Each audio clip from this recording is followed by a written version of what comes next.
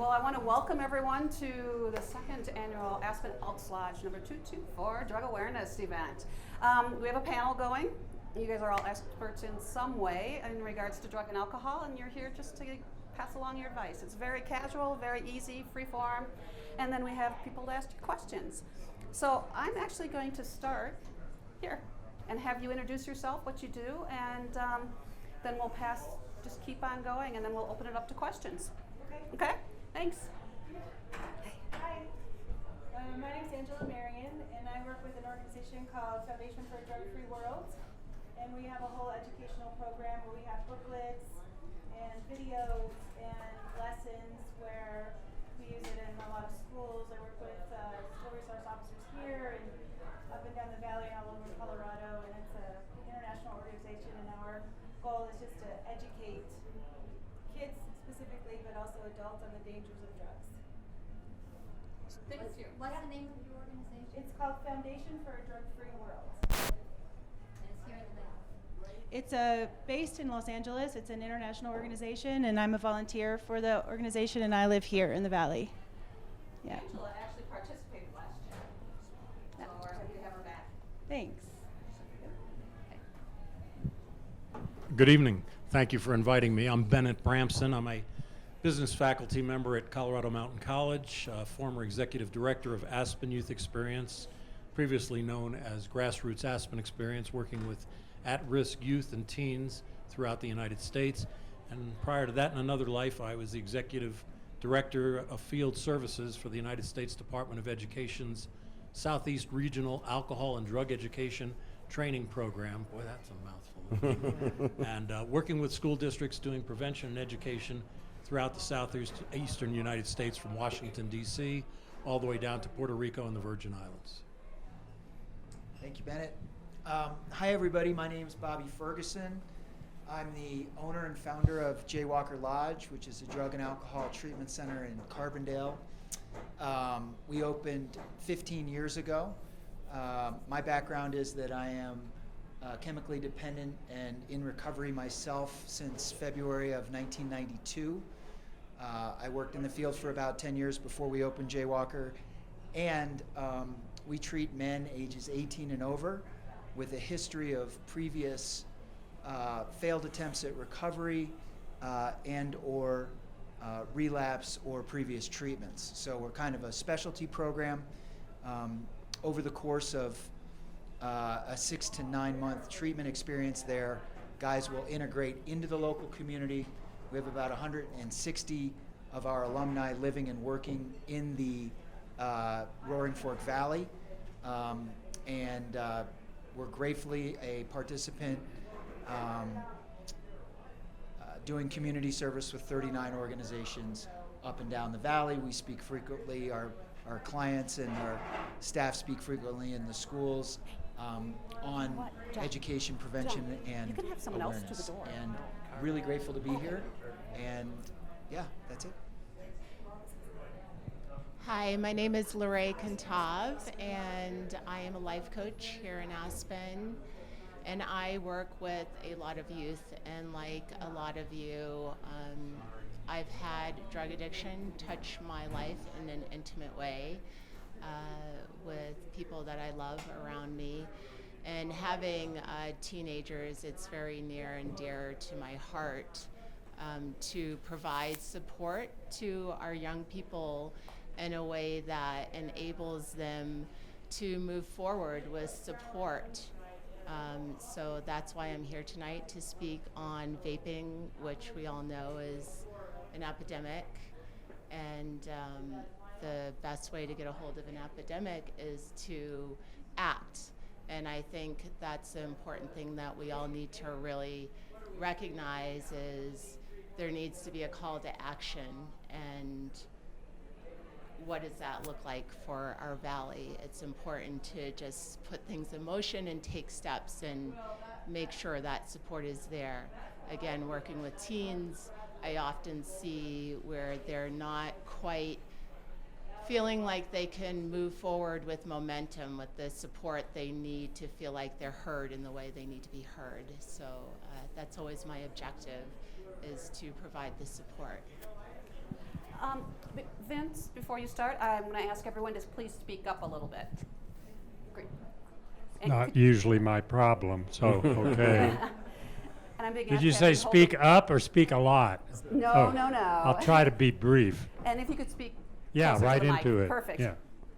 Okay, my name's Vince Savage. I'm a psychologist in the state of Colorado, and I have been in Aspen since 1986, when I came here to run the then owned by St. Luke's Hospital place called ARU Aspen. It stood for Addiction Recovery Unit Aspen. It's written on the And it was badge. primarily a Marijuana. cocaine That's why alcohol treatment center, residential treatment center. It was right up by the base of Oh my Tie goodness, I Hack don't Lift, know. They had 'em written right on behind there. Art and Betty Pfister's house. So I got to know all three sister girls pretty well in the time we were there. But I've been in Aspen ever since, except for side trips internationally to consult and so on. I Look, now there it is. am the executive Yeah. director of the Aspen Homeless Shelter, 04 to 06. So There that's you which go. may seem like a step, away from psychology, but it's really not. We get a lot of interns and people coming from other universities around, Oh, okay. Antioch and Denver No, I haven't. University to come work with us Okay. because in the Aspen Homeless Shelter, we probably get a broader array of Oh, my DSM-3 goodness. classifications that people can come and get. Wow, I don't think I something you could- call a kind of something. a good internship experience. And the advantage is most of our people aren't medicated. They're maybe self-medicated, which also brings the addiction thing to play. So, yeah, and I'm a little bit of a renegade psychologist. I got started back in the 60s talking people down from acid trips near Piedmont Park in Atlanta. So, I've done a lot of work of that sort of thing. I actually kind of ran away from home when I was a teenager to work with Martin Luther King Jr. at the Ebenezer Baptist Church on Mitchell Street in Atlanta. So ever since then, I've been saying yes to oddball things. I've worked in the Middle East as a conflict resolution person. I spent several years in the northern part of Canada working and setting up addiction programs for youth who used inhalants, meaning anything like gas, propane, paint, anything with inert ingredients that kids can try to get high on. And I have some things to share about that too if anybody's interested. So currently, I have a private practice in town. I do work with a lot of youth, especially suicidal youth, and I run the homeless shelter, and that's about it. Sounds like enough. I was going to say, sounds like enough, Vince. Said it sounds like enough. Good evening. My name is Charlie Curtis. I work with the Aspen Fire Department as the fire education, prevention, and fire inspector, actually. And I'm happy to be here and help in any way I can. That's it, Charlie? We gotta follow Vince. This is gonna take a while. Mike Tracy. I'm a sergeant with the Aspen Police Department and have been on the department for about 17 years now. Before that, I was in the military and served in the military for 5 years. During my 23 years of service, 22 years of service, I've seen every level of addiction you could possibly imagine, every level of mental health and mental illness you could possibly imagine. And we almost daily deal with some level of both of those things in my job.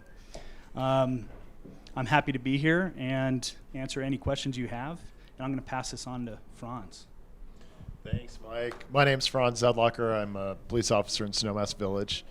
One of the areas that I specialize in is impaired driving enforcement. So I teach the other police officers at the police academy how to detect impaired driving. And so that's one of the areas that I teach and specialize in addition to being what's called A-RIDE trained, which is a different level of impaired driving detection as well.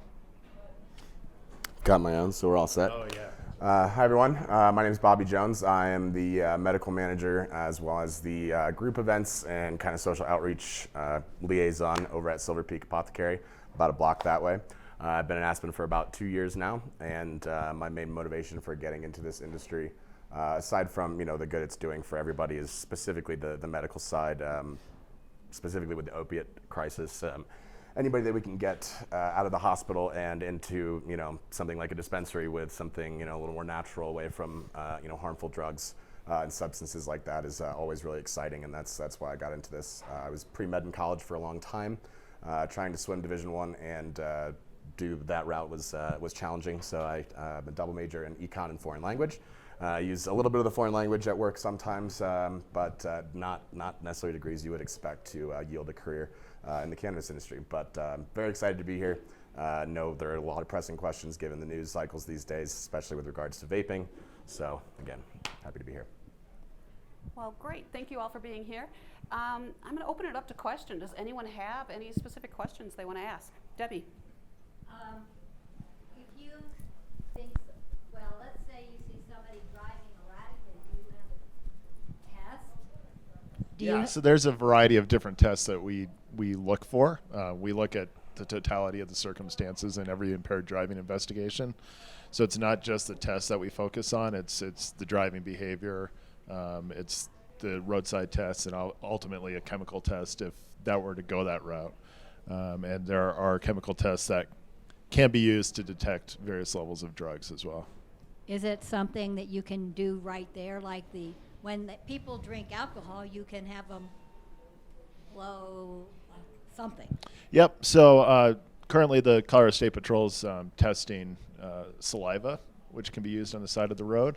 It hasn't been brought out statewide yet. So most of those tests ultimately that will detect a certain level will get done at a facility. So in this case, it might be a hospital where the blood draw is actually taking place.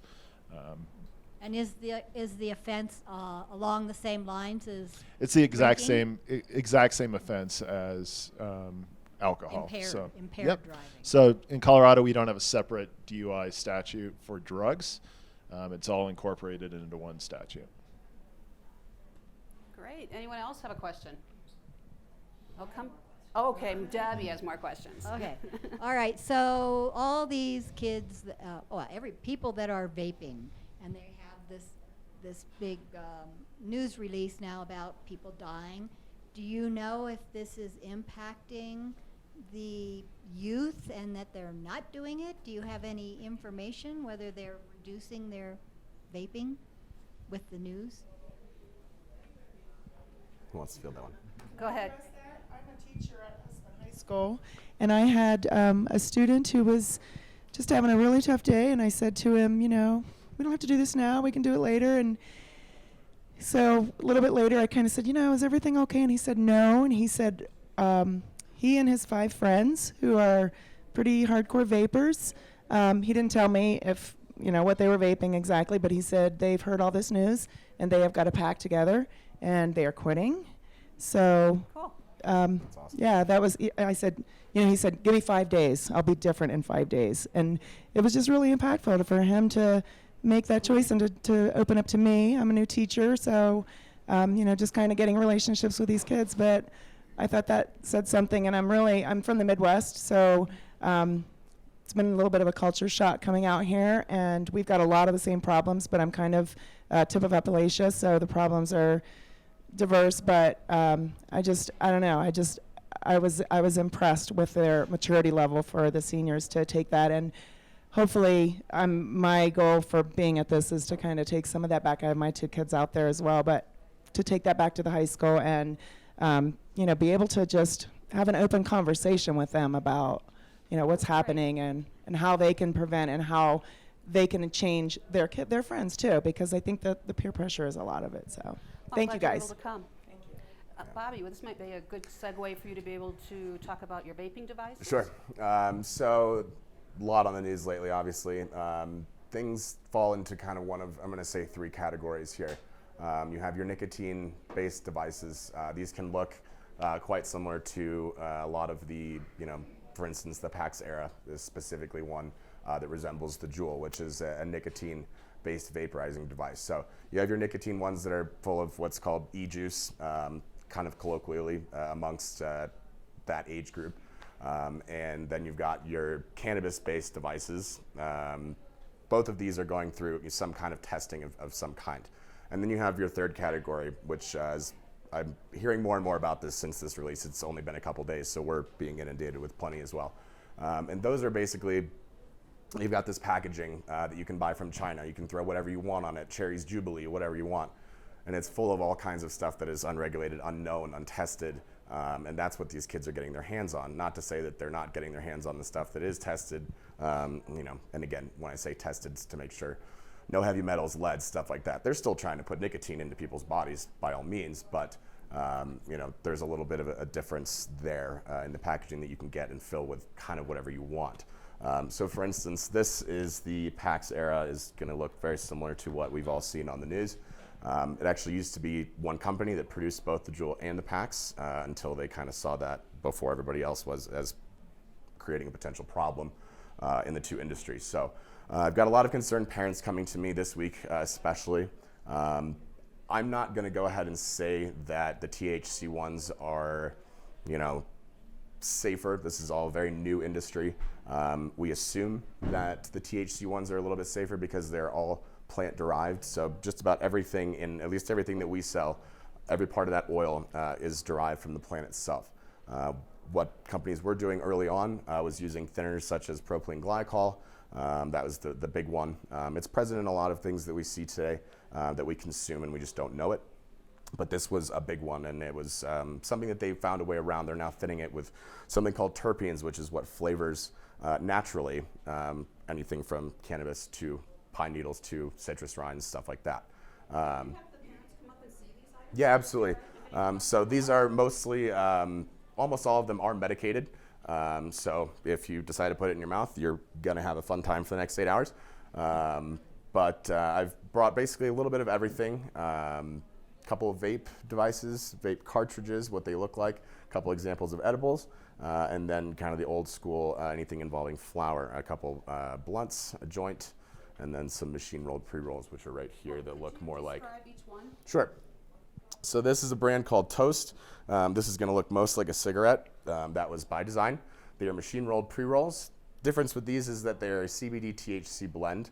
The intent was for it to be a social thing, that you could smoke the whole thing with your friends if you had somebody that's a cigarette smoker, but you're not, and out at a party, out at someone's house, so on and so forth, you know, smoke at about the same rate. CBD does a lot of really great things for your body, including improving your mood as well as the THC. So they work really well together. This is great for people that are new to the mountains, new to smoking, new to the altitude, all kinds of stuff like that, just a little on the lighter side of things.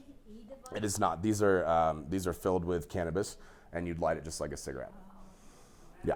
So with. Well, if you were a non-smoker, you wouldn't want to smoke it anyhow. Correct. It doesn't have tobacco in it. Oh, it doesn't? It does not. It just has THC. Correct. So they take basically some flower from a THC plant and a CBD plant. I'm going to use those words even though it's a little more complex than that. Mix it together, and it's all anything that is wrapped in is hemp derived. So there's no tobacco in any products that we sell legally. There cannot be. Really? Yeah. Is there anything on the cigarette itself that would indicate that it's not tobacco? There is not. Once it is out of the packaging, that is it. So smell-wise, yes. Can we pass it around? Yeah, absolutely. If there's anything on the You've seen cigarette these before, itself that would indicate if anybody that wants it's, to. not tobacco. But it's not a right.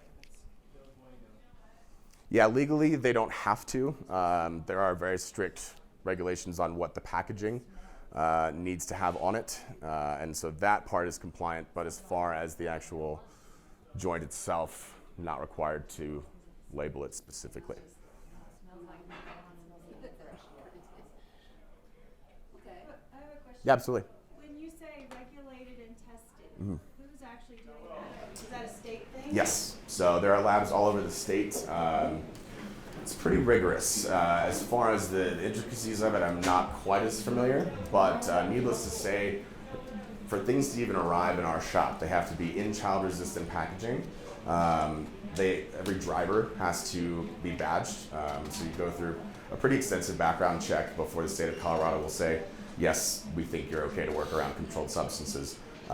As far as once they are in productions, they go to testing facilities that will determine potency. Regulation-wise, edibles cannot exceed 100 milligrams per package. On the recreational side, they cannot exceed 10 milligrams per piece. So they're testing things like that, making sure that there are no, like I said, heavy metals or other things which really do wind up ending up in these at that stage. but they're also testing for, each batch comes from a plant, so you're going to wind up with a variance. They have a 15% variance that they are allowed to fall within. For instance, we've got some edibles right now that are technically 5 milligrams per piece. They're testing at 6.5%. So not going to, 6.5 milligrams. Not going to make a huge difference, but it is labeled and it's legally required to be labeled on the package if there's a little bit of a difference. Beyond that, I know these are happening in really scientific labs.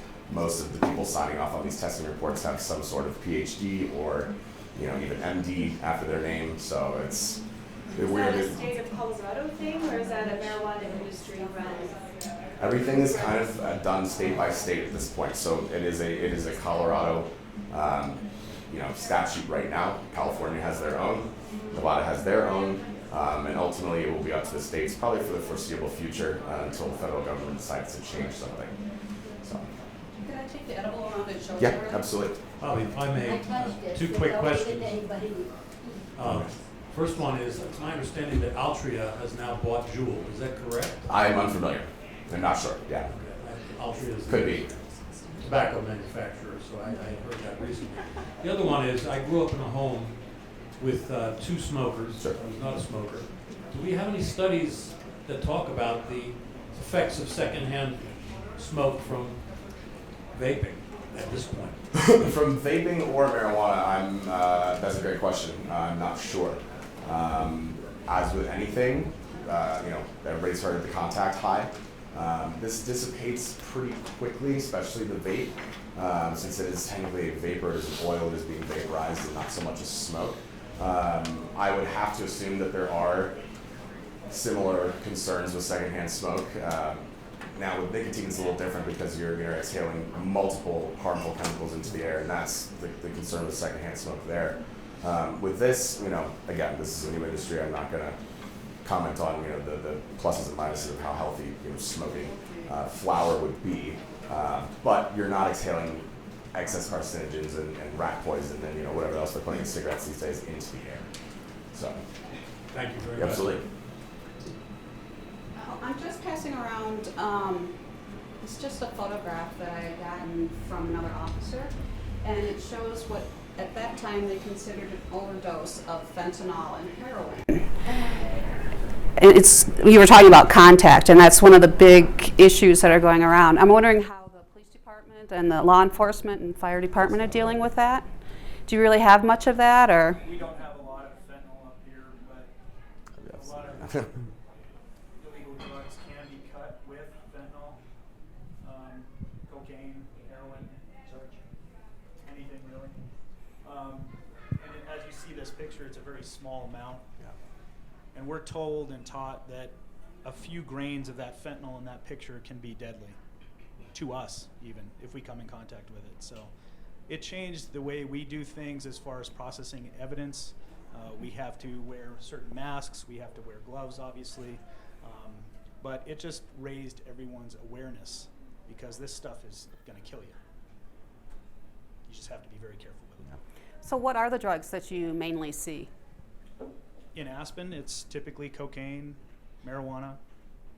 That's about it. I mean, we have a little bit of heroin. We have a little bit of other things, but the mainstays that have been here for 30 years are still here. That's what people use, and that's what we find the most of. I don't know about Snowmass. We're very similar to what Aspen has. Just to kind of piggyback off of what you said, this has really changed over the last couple of years. Prior to a couple of years ago, we were processing drug evidence on scene and testing on scene in most departments, I think, had moved away from that because of the dangers of fentanyl. So the reason the drug dealers are essentially using fentanyl to cut their product with it is it increases the potency. And the way they find out, what the safe level of the fentanyl is in there is by how many people die from it, and then they kind of recut at a different batch. So it's a morphine pain in our industry that we're paying attention to. Now, I'm trying to remember, fentanyl, is that the elephant drug? It's 100 times stronger than morphine, basically. No. So you're talking about elephant tranquilizer, which is ketamine. Ketamine, that's what I was trying to remember. But Yes. fentanyl is typically used. Its prescription purpose is treating cancer patients and people in extreme pain. But the drug dealers are now lacing it with the other drugs. Are they making it? It's made, fentanyl is made. Some of it's made domestically, some of it comes in from China, some comes in from Latin America. So it just kind of depends where you get it from. How does this affect like a car accident? When you're trying to interact, any of your calls, how does it affect you? As far as impairment goes, or? Well, more with interacting with the people that are on the drugs. Is it challenging? Is it just like every other day? Is it? We haven't really changed how we deal with our citizens and customers. It's always fairly calm, but these drugs can cause people to go into a psychosis, if you will. Something that was taught to police officers for years is cocaine psychosis, where the chemical imbalance in the brain is so bad that the person that's ingesting that drug acts completely differently. They can have awesome strength. Usually they take all their clothes off and run around like they've lost their mind. And that's a very dangerous, from our point of view, a very dangerous person to be dealing with. And it's always something that's taught in the police academies about someone that is in a cocaine psychosis. Well, that was old news. Now we have this. You have fentanyl and carfentanil, which is an even bigger brother of fentanyl. And it can make people go crazy and then die right away after that. Their heart just can't take the pressure. So we try and keep the peace on scene. To go back to your basic question, we try and calm the situation down as much as we can, because if we can get someone that's elevated, calmed down, and de-escalated, that's going to help them and us. So that's our main goal.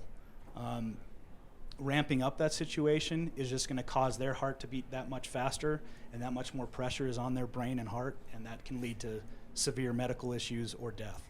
So we're really trying to, on scene, control that as much as we can.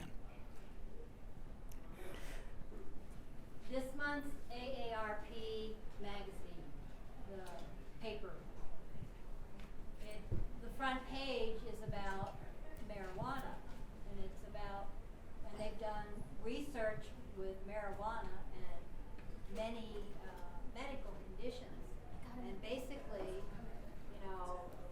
it said it works for a lot of different things, pain and nausea from cancer, and many different things. And I'm thinking, after reading that magazine, you're going to have a lot more adults coming. You're going to have a lot more old people coming in. That goes out to millions of senior citizens. Yeah, no, we see that probably, if I had to think about it really quickly, makes up probably the biggest demographic that I deal with, and that makes me happy, because that's why I got into this. Anybody can get somebody high. That I'm glad it's available. I am, but no, I that's my favorite part, is that I get the most reward out of helping somebody. I had a woman come from New York right after I started, and this was kind of the reminder that I was doing the right thing. Was she had psoriasis and had struggled with it all her life. Tried everything, topicals, oral pills, everything. And just after a night with some of our salve that had both THC and CBD in it, she's like, it's not just better, it's gone. And was almost moved to tears. And so yes, it is. It's I brought this with me. It's the Cannabis Health Index. It's not, this is not any kind of official, all bud tenders read this. This is the medical marijuana Bible, but it is a great resource if you have any interest in treating, again, not just physical ailments, but mental ones as well. They talk about using cannabis in conjunction with, mental exercises, meditation, stuff like that. Over 100 different ailments in here that the author referenced and had done research on, and barely through the first 100 pages of this, and it's really fascinating, and is I'll probably go home and read another 200 pages tonight. So but yeah, we work with a lot of people that come in aches and pains, especially with this mountains being around here. Everybody's sore from something or other, and yeah, so we're seeing a lot of that, and I love it.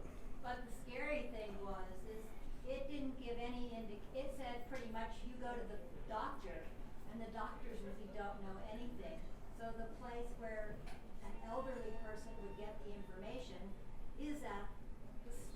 Exactly. That's the place, and I can tell you from experience up at Ortho Aspen, I go in and I say, well, I use CBD cream, and like they don't know, and the doctors don't know much about it at all. No, they're actually, most doctors aren't even required to complete a basic nutrition course, and certainly not a medical marijuana training of any sort. Hopefully that will begin to change.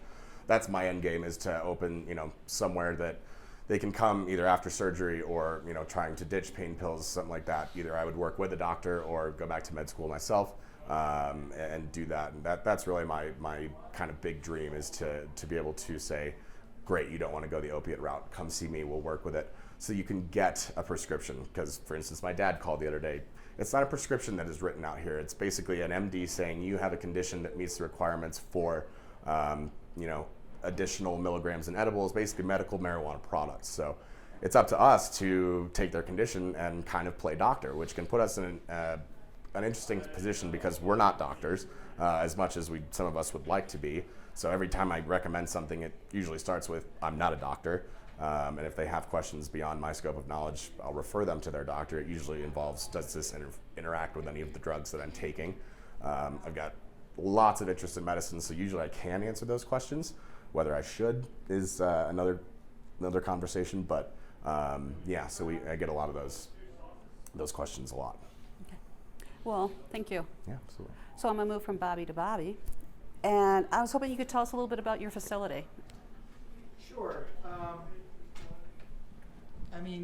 Jaywalker Lodge is an extended care residential treatment program for men with a history of previous treatments or multiple relapses. And our core conviction is that while detox and rehab is necessary, it's not adequate. And what happens in 30-day programs is you get containment, assessment, detoxification, and education, but you don't get recovery.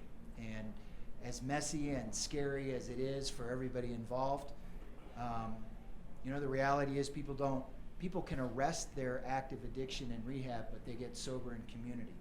So that's what we do. We're an open community model of care. I was just talking with Bennett earlier. We've had hundreds of our men enroll at CMC.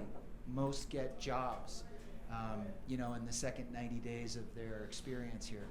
So it's life on life's terms, with a lot of accountability, and like-minded guys with a common call to purpose, kind of a mulligan in life and their last chance at getting it right.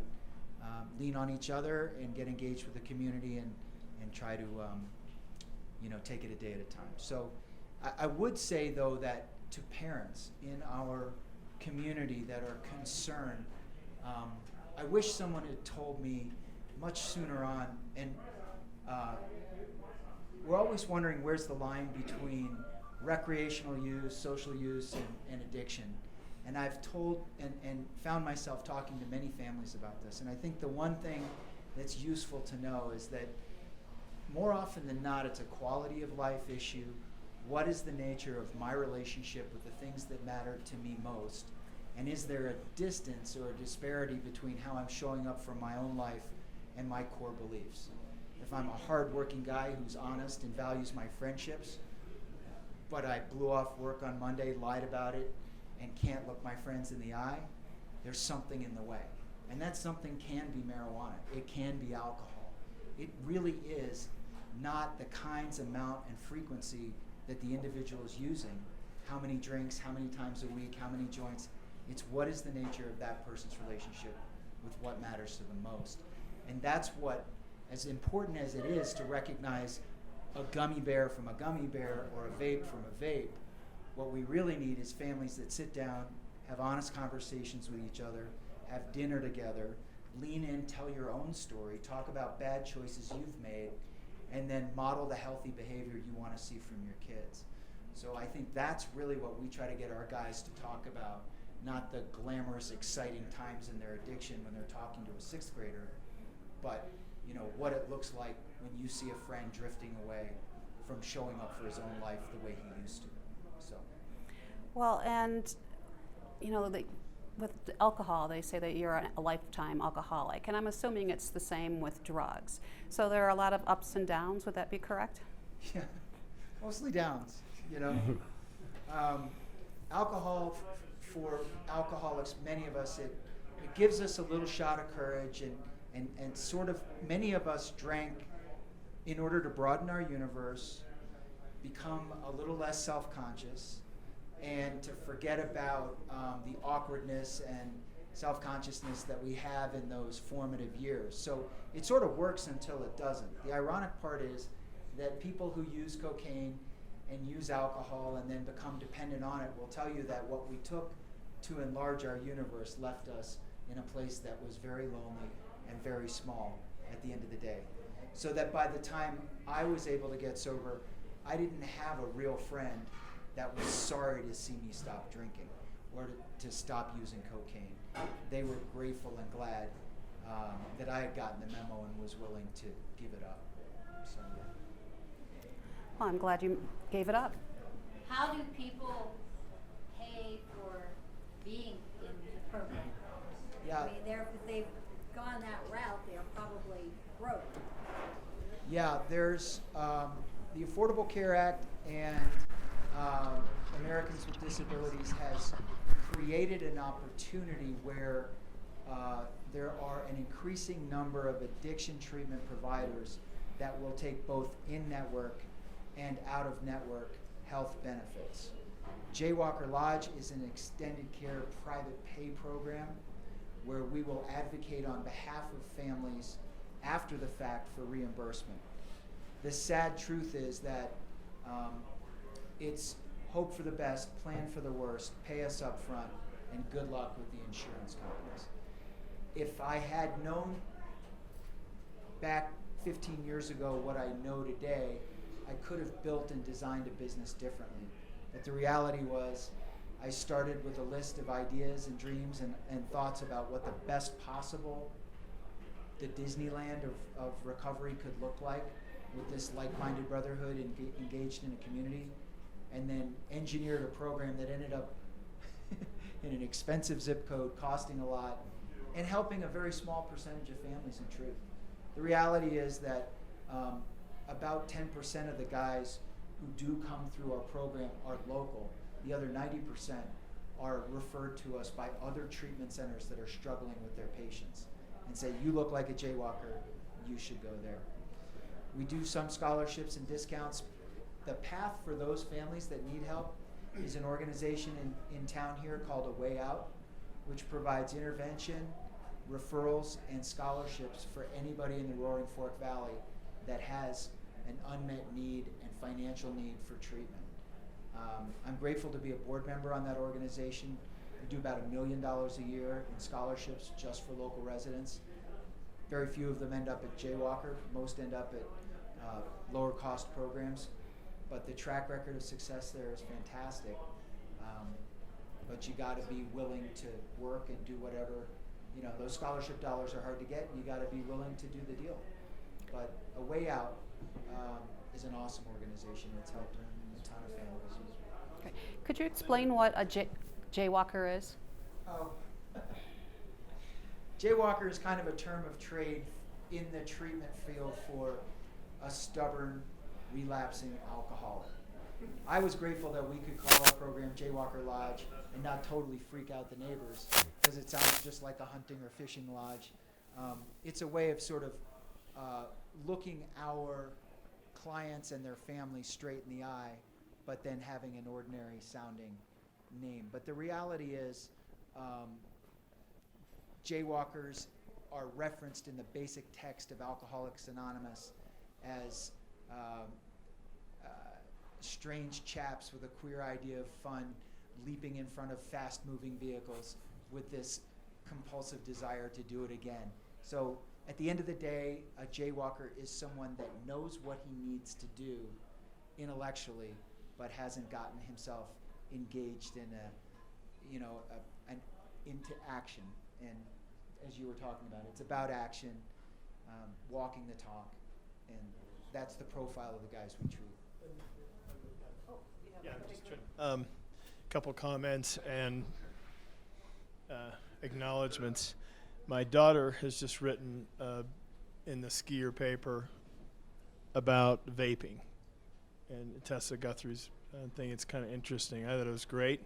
And she took a photograph of a kid who didn't want to show his face and the vapor coming out of his mouth and kind of surrounding his head. And it's a pretty black and white article. Another thing I wanted to ask or say is I got sober in 1986 with ARU, Amy, Jeff Kramer, you, and I think a lady named Emma, I can't remember, a long time ago, and just I'm real grateful.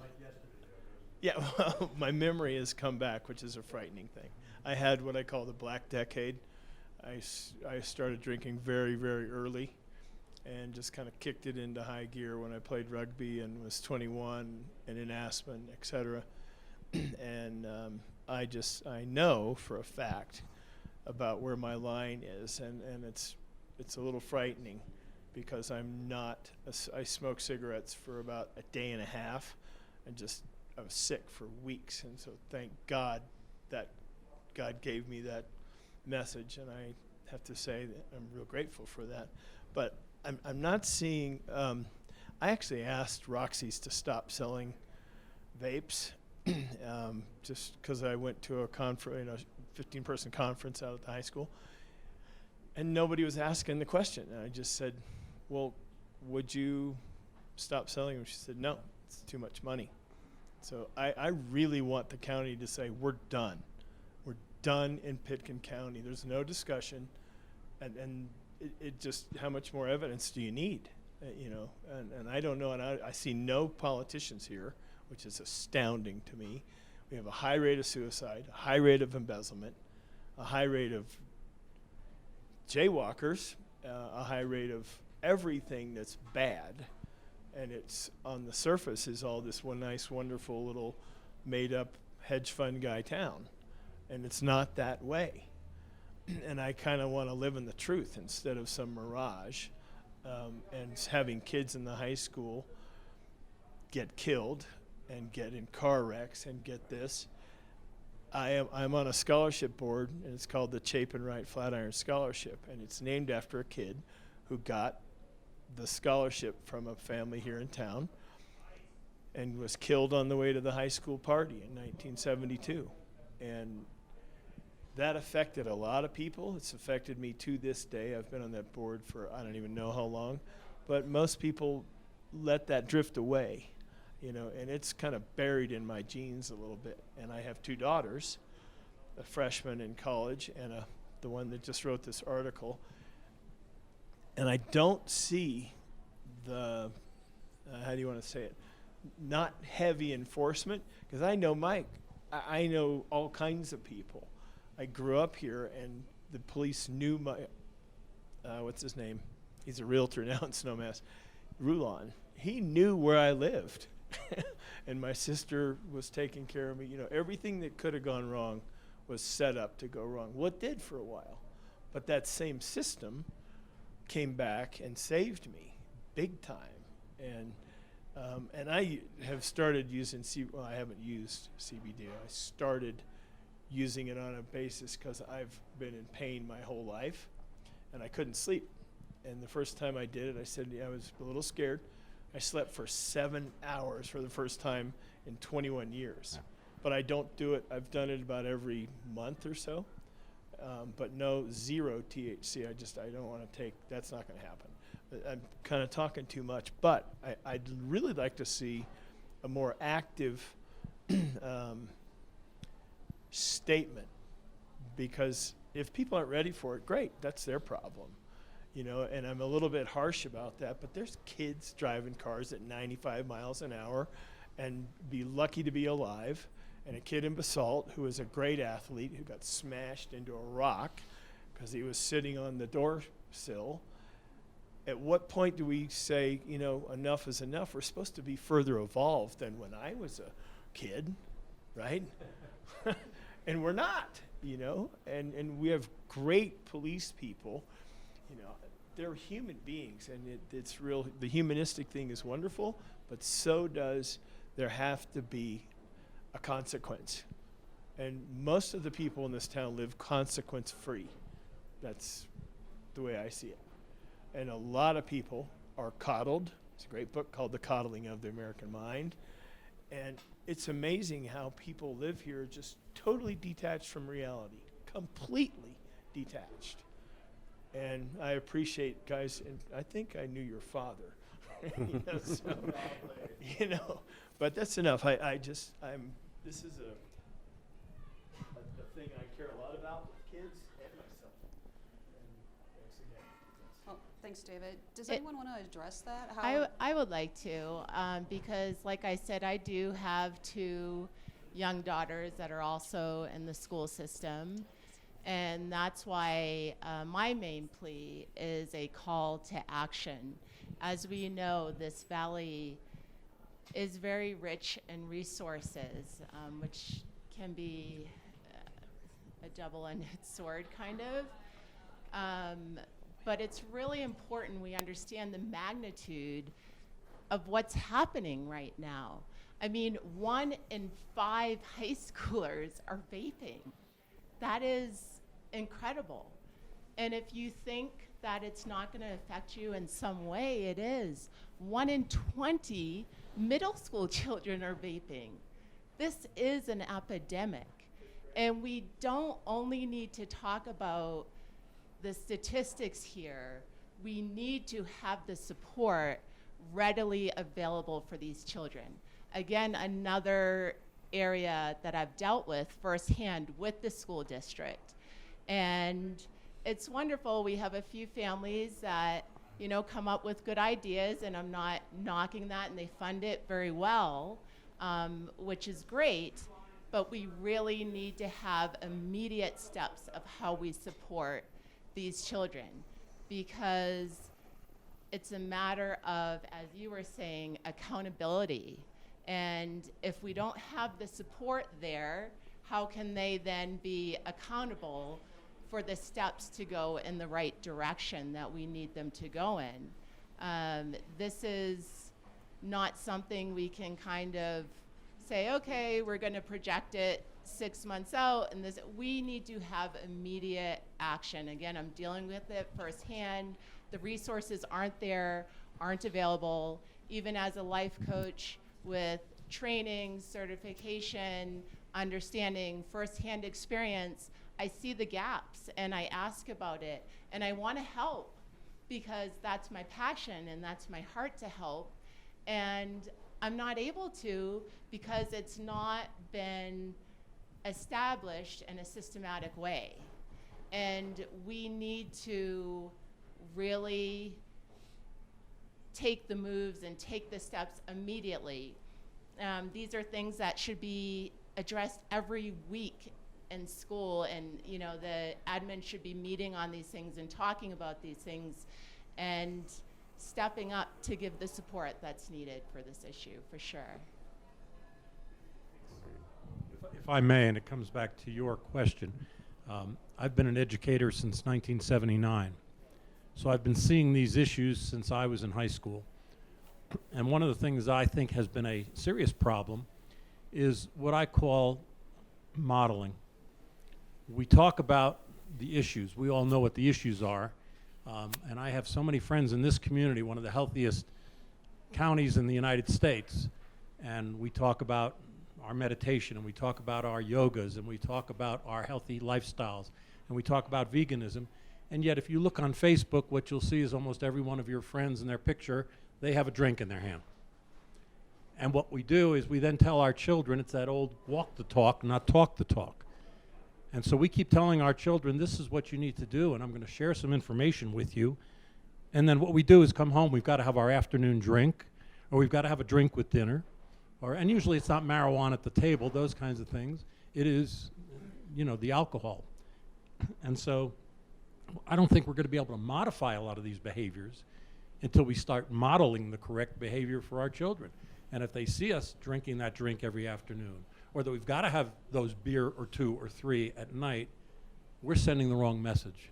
And that's one of the things I've seen now for 40 years in education, is that kind of message.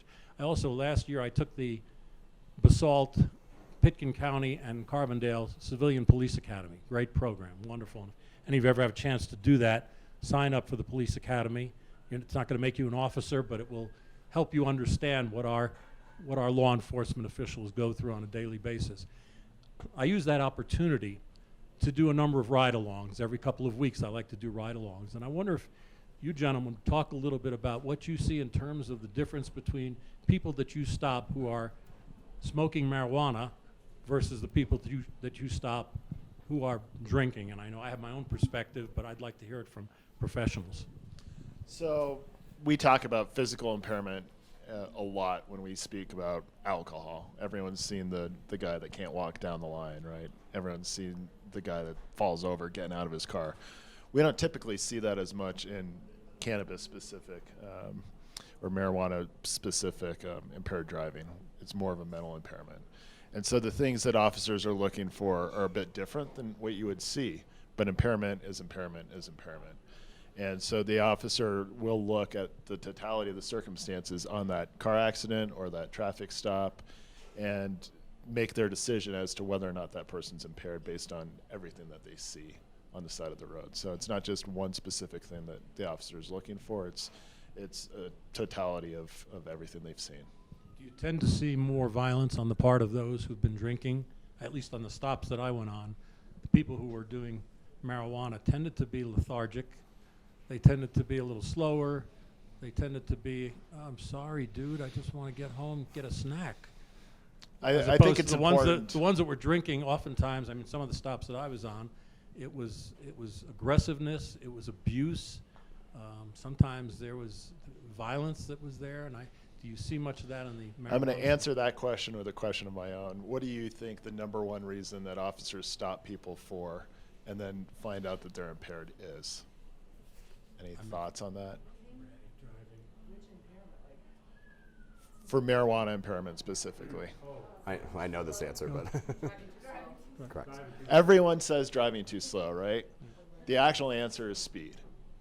The actual answer is speeding. So I think it's important when we have these discussions, just like Bobby alluded to earlier, not to generalize. Impairment's going to affect somebody differently depending on their substance and who they are and their chemical makeup and their genetics and everything else going on in their life. So I think it's important not to generalize. What we're looking for is specific type of impairment and the factors. Right. You said that, Vince, not me. Just bringing back memories. Thank you. Thank you. So, do we have any questions? Oh, here we have another question. I'm going to Sure. take the mic if I could, please. Thank you. So glad you're here. So what if you are a parent and you suspect your child is vaping or doing drugs? What would you tell that parent? Where would you tell them to go for help with their to know what to do about their child?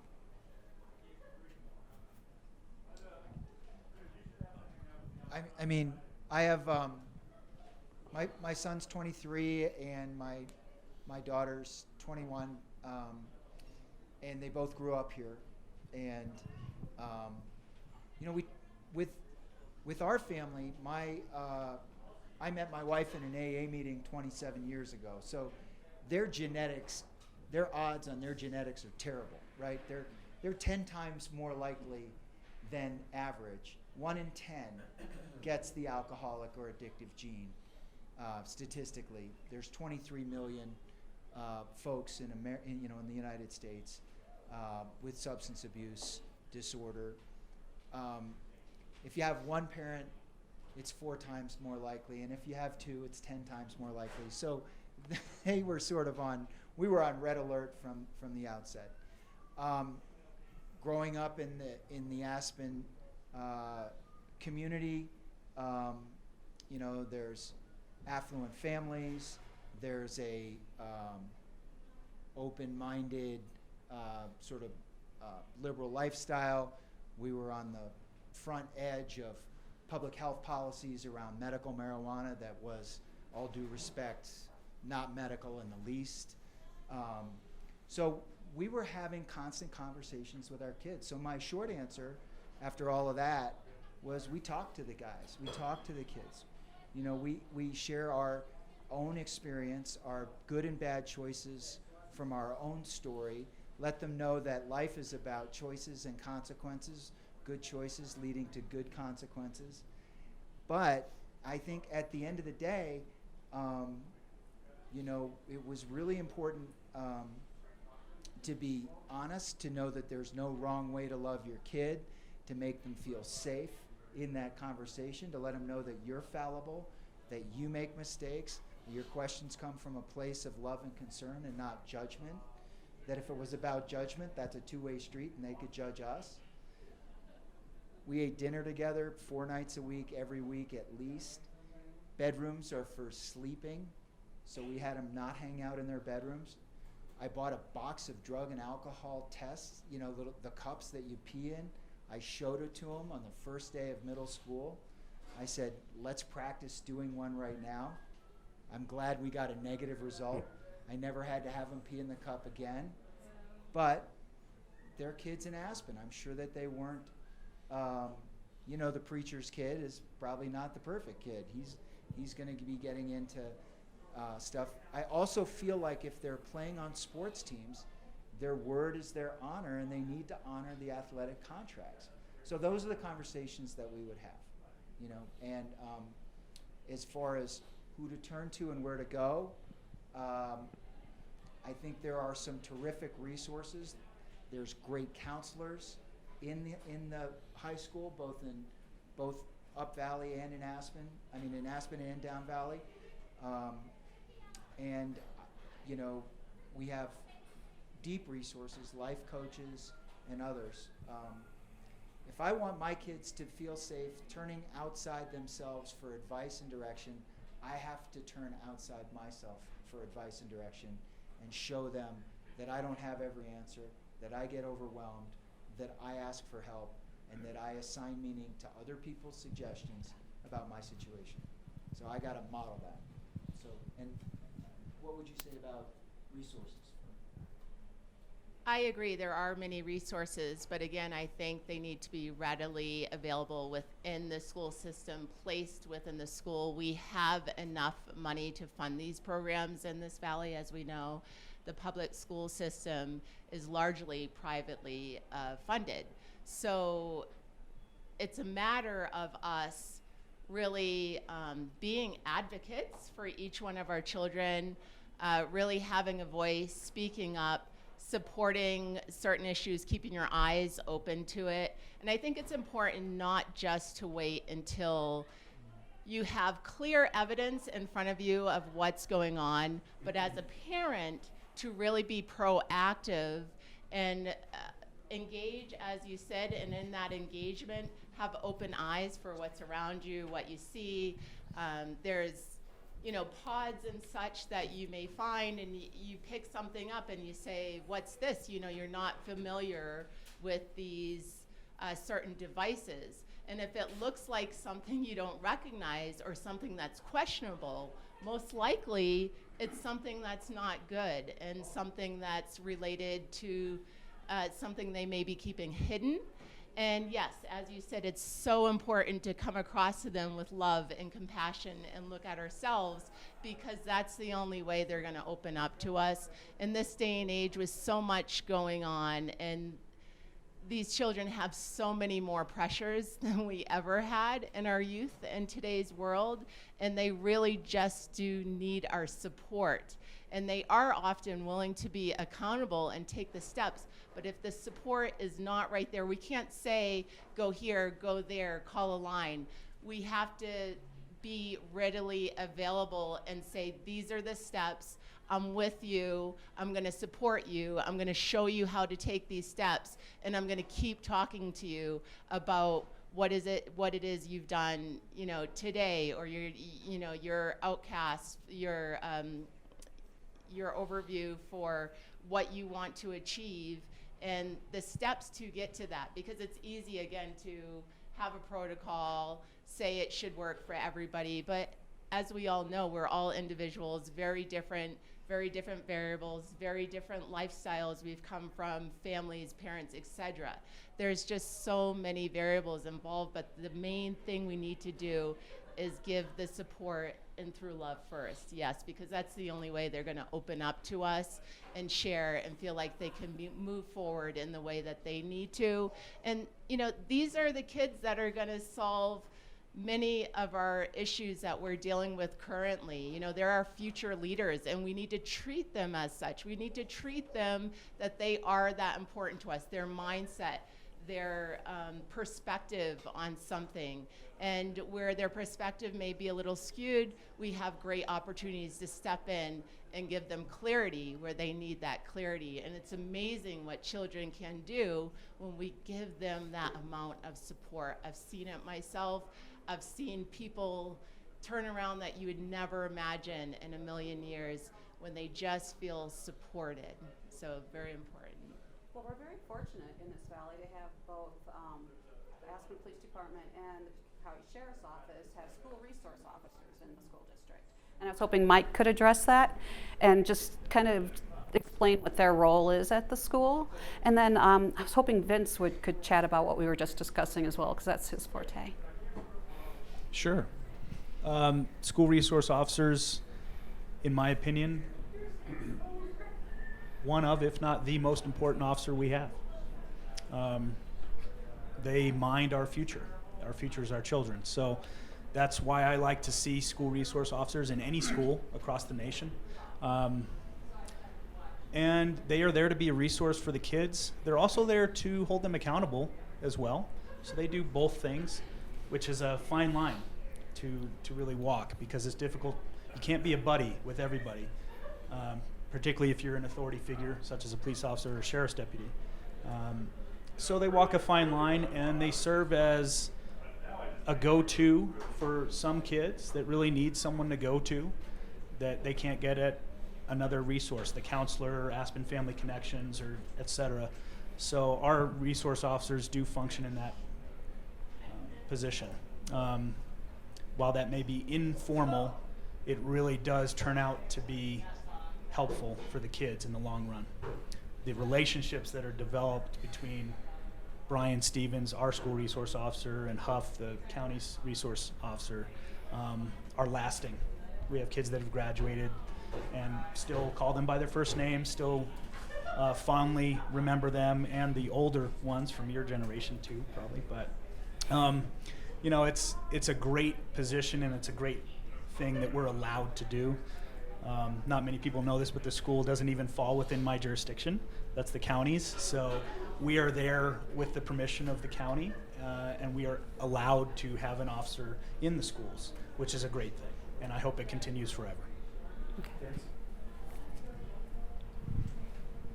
I'm going to take this discussion in a different direction. I'm still responding to you, but hadn't been able to grab the mic until now. I think the question is much deeper and much more cultural than any of the I don't want to say superficial, any of the surface solutions. I think by the time we reach the point you asked, how do I talk to my kid? I've got him vaping. It's too late. I don't mean too late, hopeless. I mean, there was opportunities missed decades before. And Bobby, you said talk to your kids. I say talk with your kids. There's a world of difference between talking to and talking with, because the typical parent thinks they know more than their kid. And in reality, they don't know more than their kid about that person's life. That if you find a way to have conversations with your offspring, your children, friends of your children, even your peers, where you respectfully really want to know, what you're being driven by is curiosity, not control. And usually we get to the point, you know, and in fact the best police officers I've had contact with over the years actually do the same thing. They're not coming on strong with control, like, oh, stop right there, you better do this. But you've already got an adversarial situation going when you reach that point. But the police officers say, come on, I know you, what were you thinking? And they really want to know, what were you thinking? You know, and people don't come clean with that very quickly. We have a cultural problem of being authentic. We really, really do. And what where the drugs and alcohol and every other kind of addiction, whether it's relationship or sex or you name it, is when people substitute something material, some simple solution for what is really a much more complex process. And I think people we call kids, children, are just young adults, and they are coping with one of the hardest things in life to deal with, and that is the concept of emancipation. And they actually start emancipation from the first time the 3-year-old says no. You know, they're testing out their own independence against the power of the almost mythological power of the parent. How many of you have ever watched or seen or familiar with the series with Bill Moyers and what's his name? Down here, Joseph Campbell, called The Power of Myth? Anybody ever watch that?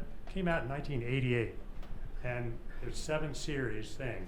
And the thing that was cool about it was they used the Star Wars imagery and the Star Wars story to discuss the experiences of life that everybody encounters.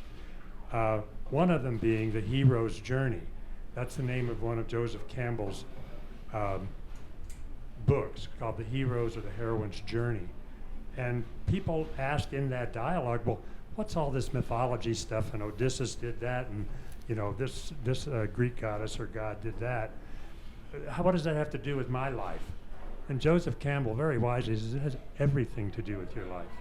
If you will just look at how much that has to do with you creating or discovering meaning in your life that is going to be stronger than the appeal of any of these little addictive processes. So I agree wholeheartedly with Bobby that the 28-day CERT programs were somewhat successful at getting people to look at a few issues. Sometimes they worked. Sometimes, more often, recidivism was the name of the game. But what does work is when the cultural contact you have helps create meaning in your life that's more important to you than a quick journey aside. Now, what do you say about people experimenting? Like I said in our little intros, I spent a lot of time in Atlanta talking in a street front drug rehab kind of drug intervention crisis center, talking down people from their acid and their MDA and their shrooms, and that was kind of the thing back then, you know. And you know, it always came down to trying to find out what had more meaning to people in their life than the quick escape from pain, escape from uncertainty, escape from feeling like everybody's telling you what to do.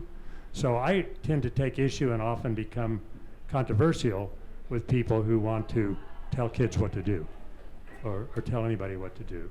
That's the last thing kids want.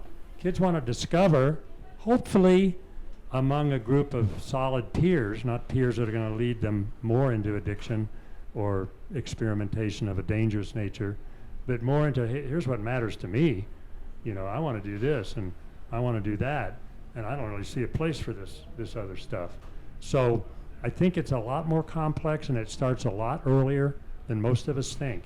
And we would love, in fact, the addictive personality would love to have a pill, you know, would love to have a quick remedy for all this stuff, because that's the nature of addiction. You want a short-term need gratification rather than a long-term need investment. So the work I do with people is often very much over time. Kids I met in middle school who were suicidal, and parents sent them to me saying, I hear you work great with suicidal kids. I go, I don't know about that, but let me get into a dialogue with them where I help them focus on what is really meaningful to them, especially if it is at variance with what their parents think is meaningful. I have a metaphor I use a lot, and that is, how much success is there in prying open the petals of a rose bud to make a rose? Very little. At best, you're going to come up with some macabre version of a rose, as sometimes we end up with our kids. You know, a macabre version of our kid who's successful and they went to Harvard and they did all this, and then they start feeling suicidal or they end up, in serious treatment or some kind of serious trouble. You can water the root. You can provide sunlight to a growing rosebud, and then you really have to sit back and discover, what is this child going to become? And it may not be what you want them to become. So that's my advice to parents, is nurture the root, provide the sunshine, sit back and bask in the glory, and in this, along the way, as you have dialogues with children, find out what's meaningful to them, because their experience in 4th grade is way different than your experience in 4th grade. And their experience in middle school is way different than your experience. And just these products here, I mean, this is important because it describes the environment they're in. Back when I was a kid, it was like drink beer or smoke cigarettes. It was kind of your choice, Then the 60s came along and then it got a little bit more robust. But so that's my take on it. I know that's not terribly satisfying because it sounds like a whole lot more work than where do we refer the kid or what book can they read to solve this issue. But the issue is much deeper than we think. And, when we were kids, one of the things Joseph Campbell says, if you see your life planned out, steps A, B, C, D, that is proof that that is not your life. Parents that have their kid all planned out, tell them what to do, or even if you're one of those people who has your own life all planned out, take umbrage to that sometimes. But when we were kids, we would do what we called penny walks. We'd go out the front steps of my parents' house. We'd take a coin or a penny. Penny's probably all we could afford. Feeling good and rich, we'd take a quarter. But we'd flip the coin, and if it landed on heads, we'd go right. If it landed on tails, we'd go left. Then we'd get to the next corner, we'd flip it again. And as you can imagine, if we were hitting a lot of rights, we could end up going around the block all day. But more likely what happened was we would get a bunch of lefts and a bunch of rights and alternating, and we'd end up in some part of town that we'd never otherwise would have been to. And to me, that's a stronger metaphor for what life is about.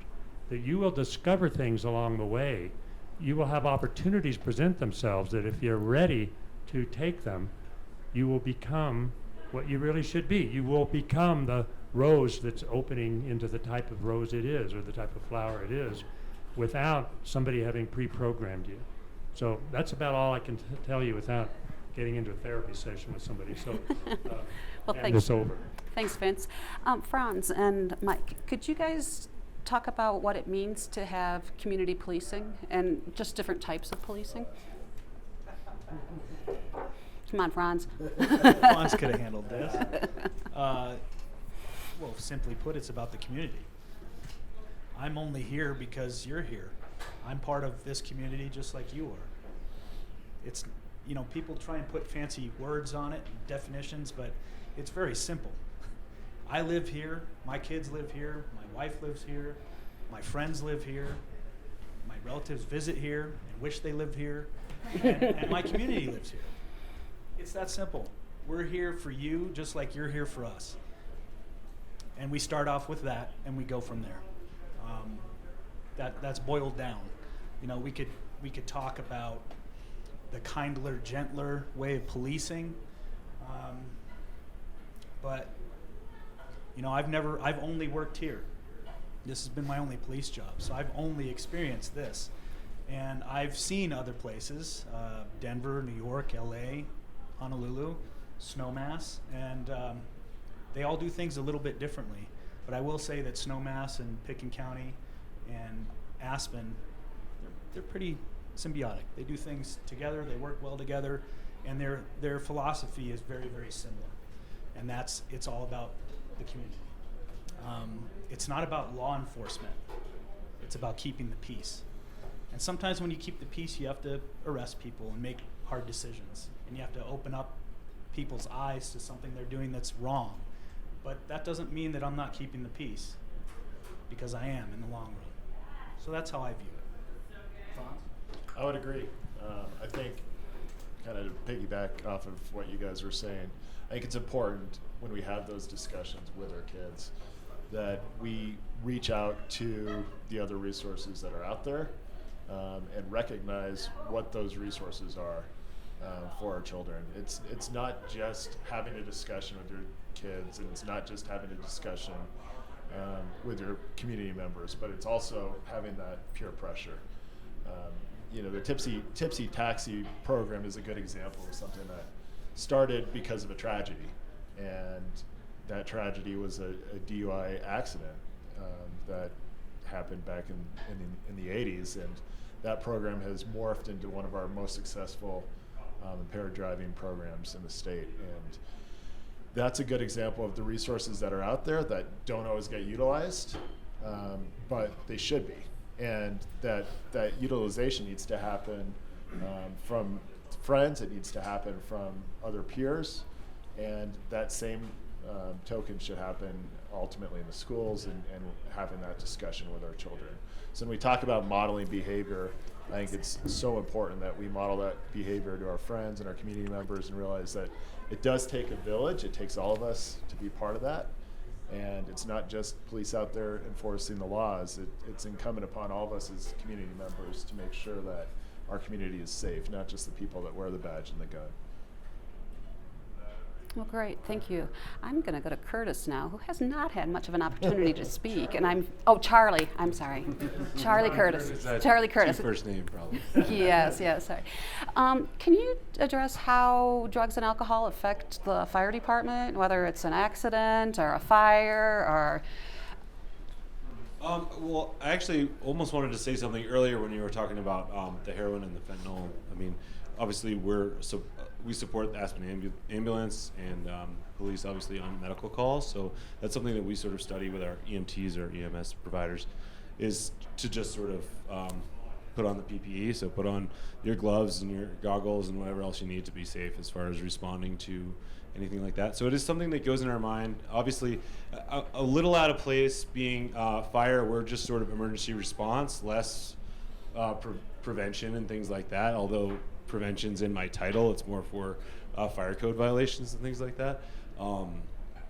So as far as our response to maybe traffic accidents where people are impaired, we usually refer to the police officers, sheriffs, if we smell something, see something. It's not really our place to say anything, I think, at the time, because what we're trying to do is essentially render aid for that person and help them get in the hands of the people that can really help them beyond that sort of initial accident. Okay. Charlie, have you had Narcan training for, and are you seeing and having to handle overdoses in the valley? So we're not required as firefighters to have any EMT training, but we do have probably, I think, about 12 of us right now that are EMTs, and every single one of them has been issued Narcan. Just like the PD carries it. It's a little bit tougher for us, but we're trained by Dr. Martinez, who's our medical director at the hospital, and we're allowed to administer basically in any time we feel like there could be an opioid overdose. It doesn't hurt to just administer it. And so it's an expensive little product, and I think a lot of communities are having trouble with that. But I think we're kind of, I'm sure, spending a lot of money on it, but I think it's come in handy with a few people on the department administering it a few different times. And so it's absolutely sort of a miracle drug in our mind when you do it. Someone snaps right out. And can you explain what that is? What Narcan is? Yes, and how it works. Well, we actually have the nasal injector, so it's just a spray that you would administer. The signs you're looking for are lowered respirations, maybe a cyanosis, so change in color of their skin, maybe a little blue. If we come to that, or we see signs on the ground or in the apartment or wherever we're responding that looks like potential overdose, or maybe talking to someone that's on the scene that maybe they were taking drugs, we will go ahead and just administer it right away. And if that person still has vital signs, it'll work. Is the best way to put it, I suppose. It's an overdose reversal drug that saves lives. Yes. If you get somebody that's overdosing, you're finding it more and more in our community. It's first responders, but also schools, medical offices, and so forth. So it's dramatic. It can take somebody that's flatlined and just bring them right back to life. So. I understand it's quite expensive. Is that true? It is. I don't know the actual price to it, but I think they're working on sort of dropping it, and there's different, I think probably ways that you can get government grants to buy some and things like that. What I guess I can comment on is if anyone's got anyone with that might sort of carry it, if they're a heroin user or something like that, and sometimes they think that it's okay to have some laying around. And do you know if you administer it, it only lasts for a certain amount of time. So if you don't get that person immediately to the hospital, just like anaphylaxis with the injectors, if you don't get that person to the hospital, it could come right back, and they're right back into their sort of overdose immediately. So. Okay. Well, it sounds like it's a much simpler process now. It's the nasal spray. Yeah, nasal spray, and just like EMTs around the state, you get medical direction from sort of certain counties, I suppose, and Dr. Martinez at Aspen Valley Hospital is our medical director, and so he allows us to be able to use those. Sort of, he grants us the sort of permission for almost everyone to be able to administer that drug in particular. Whereas as an EMT, I'm still not allowed to administer intravenous drugs, things like that. I can do the injector for The EpiPen? the EpiPens, right?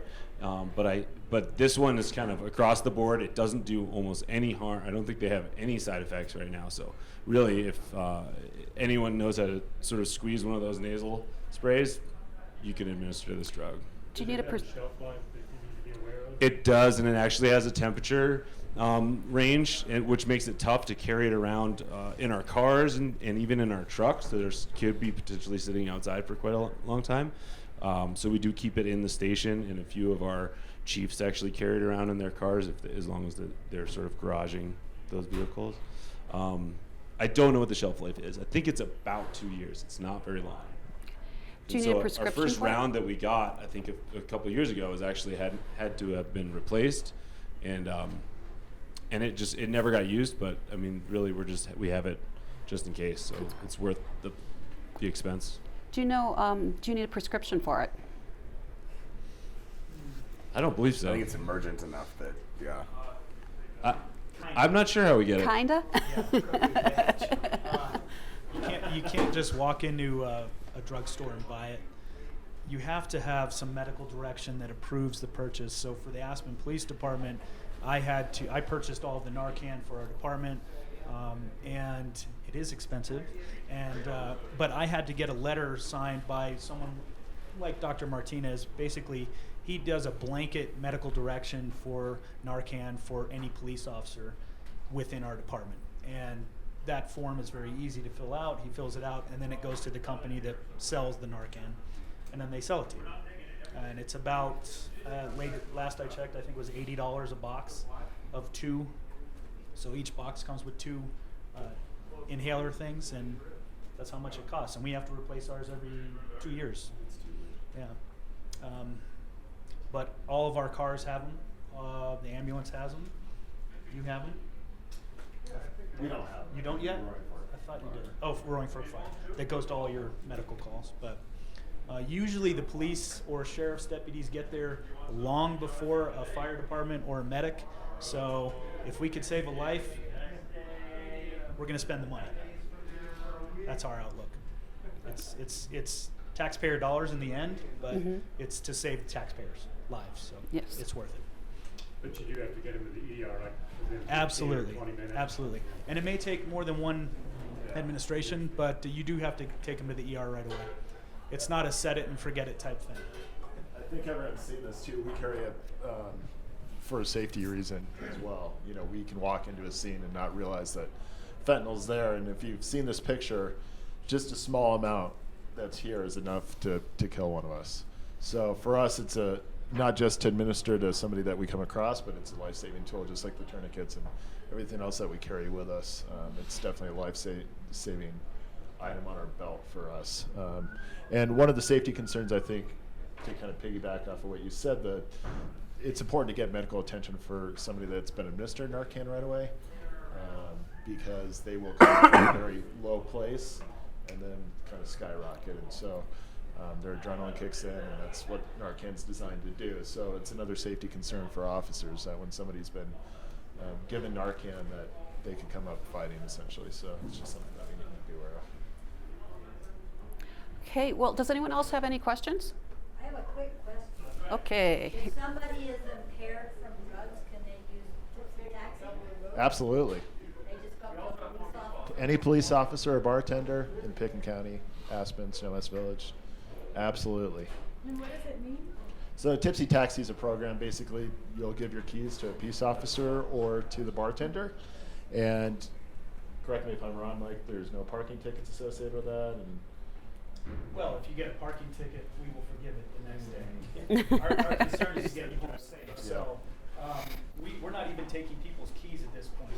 If you come up to me and say, I'm drunk, I need a ride home, or I'm high and I need a ride home, I don't want to drive, thank you for saying that, and I'll sign out this Tipsy Taxi form and get you a free ride home with the taxi company. And you take your ticket that you got the next morning at 6 in the morning and take it down, and they give them both, and they'll, Yes. love some. We will forgive the ticket. And isn't That's different. That's different. isn't it Ellen Anderson who got this started? Yep. Yeah. Yes. So a shout out to Ellen Anderson for that, because that's a great program. Yeah, it is. Okay. Any other questions? Oh, we have another question. No, I don't have a question. Oh, okay. I tell you, I've got things to give away. Oh, okay. So from the raffle, if you still have your ticket. Have a raffle ticket in here? Well, we'll catch that afterwards, but there's one more thing I'd like to do before we all go. If we could just pass the microphone around, and just if there's one thing you guys want to put out about drugs and alcohol, could you just say what it is, and then we'll call it an evening, and we can check out those prizes. I think my biggest thing would be, no parent's perfect. Nobody gets an instruction manual for how to raise their kids. I'm lucky. My parents got it pretty much all right, looking back. And their biggest thing was, nothing was taboo or off limits. We had questions, they had answers, and when they didn't have answers, they told us. So, for the parents in the room, my biggest advice is, know what your kids are doing. I love the idea of not hanging out in your bedroom. I mean, yes, you're entitled, privacy is not a right, it's a privilege. That was another thing that was drilled into my head. But I had a mom come into the shop saying she wanted to know the difference between the Juul and the packs, and wanted to know which one her kid was smoking. And I said, well, if it looks like this, it's the cannabis variety. And she goes, oh, good, it's not that. And my mind immediately was just like, okay. And then I come to find out that their child is 15 and she can't take it away from them. And so that is, another root of the problem is, know what your kids are doing, support healthy habits. Marijuana these days is being less demonized, but it's still, an over 21 drug for a reason. Brains are still developing, and, like you both said, impairment's impairment, so. Perfect. If there's one thing I think I would say, it's that it takes a village, it takes a community, and that's why forums such as this are so important. And I think all of us have some level of responsibility for ensuring the safety and the health of our children and all our community members. So it's not just us, we're an integral link in that, but I think it's incumbent upon everybody to be part of that process. My message would be to lean in. Get involved, stay involved, be honest. I'm a very blunt person, so maybe that's just me talking, but I believe in honesty and integrity, and if I'm not being honest with my kids, that's on me. And I'm not going to allow that to happen. So I'm going to lean into whatever the situation is in front of me and discuss it openly and make good decisions. And as a community, we could do that. We could do better at that. Leaning in, being part of our community with more depth and more thought put into that. So that's the direction I would go. That's my final point. I would agree with everything they just said, but I can't remember who said it over here, but they were talking about modeling. Was it you? I think that, as far as my experience with drugs, alcohol, even nicotine, was a big something that affected me a lot is my parents were never drank, never smoked, never did any of that, and I sort of learned through them sort of how to live a normal life without any of that. So I certainly have dabbled in everything that's been on this table in my life, and drinking and smoking and things like that. But I definitely see there's an opportunity as adults to model and show these kids how to live these ways, and to be clean and sober, and to not use anything like this. And I even think in my head, when you were saying that, is our cell phone problem, and I hear parents complaining about the kids on the cell phone while the parent is on the cell phone, and it's just kind of, it's funny that the kids are looking at you too.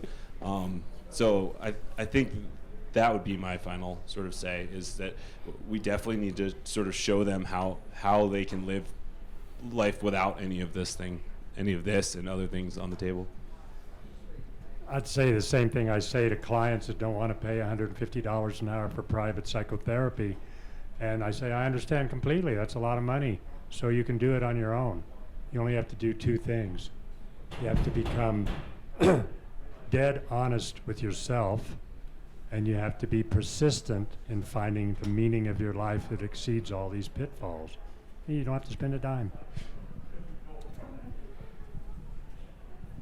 I'd like to say thank you to all of our civil servants. As someone that has raised a family here in Aspen, I think we have a really wonderful community that way. It does take a village, and I think when certain things are brought to life, everybody is pretty progressive about the way they think and their thought patterns, and that right there provides such a great opportunity for us to continue with that progression and making really bold moves and showing people in other communities how this can be done. I've dealt with a wealth of issues, addiction being one of the main ones, and the way that the civil servants in this community have handled these circumstances is just really beautiful, I must say. And I've always said from the time I moved here 16 years ago that it would be such a great thing if all of our civil servants in this country acted in the way that our local ones do. So thank you very much for what you do and being present and wanting to provide those safeguards. Yeah, I would echo that. My kids are living in Los Angeles and New York now, but they hug Brian and Huff every time they come back, and they hug their friends. It does take a village, and this is a great place to raise kids. I think for all the exposures and temptations, they get great messages. What I took away from tonight, I agree with you, Vince. Talk with them. I love that. And then also curiosity, not control. I just think that's the whole hero's journey and everything like that. Find a purpose and a meaning, but that's a thing I can model, and hopefully my kids will be more curious than controlling when it's their turn. So it's been great for me. Thank you for this. One of the things that I like to do is remind my students that we live in a community that truly cares. And there are so many resources. And I tell them that if you can't even speak with your parents, that there are people like your educators, your people at CMC, there are your teachers at school, our law enforcement officials. We have so many wonderful nonprofits in this community, but it just takes reaching out occasionally. And while we see signs sometimes and we can reach out and touch them, it just requires that they sometimes ask for a little bit of help. The other thing is I like to remind my students that there's one place we all have to go. We're all going to end up in the obituaries. We're all going to go back to our Creator someday. But I like to remind them that they do have a choice to stay out of the police blotter. And six out of every 8 crimes that I see in our community, I'm from Miami, so it's much different in Miami where you have a lot of violent crime, but 6 out of every one of those crimes in this police blotter are generally drugs or alcohol related. And I said, you have a conscientious choice, and you can make that choice to stay out of that police blotter. So I think they should know that we care about them and that they have a community surrounding them. So probably what I would say is start educating your kids early about drugs. Talk to them, teach them what drugs are, what they do to you, and then also introduce them to the police officers and the teachers that, you know, people in the community that they could then trust and go to for help when they need help. All right. Well, I want to thank everyone for coming. Appreciate all your input, and everyone. I'm glad that everyone showed up, and I think it's been a great evening. Thanks.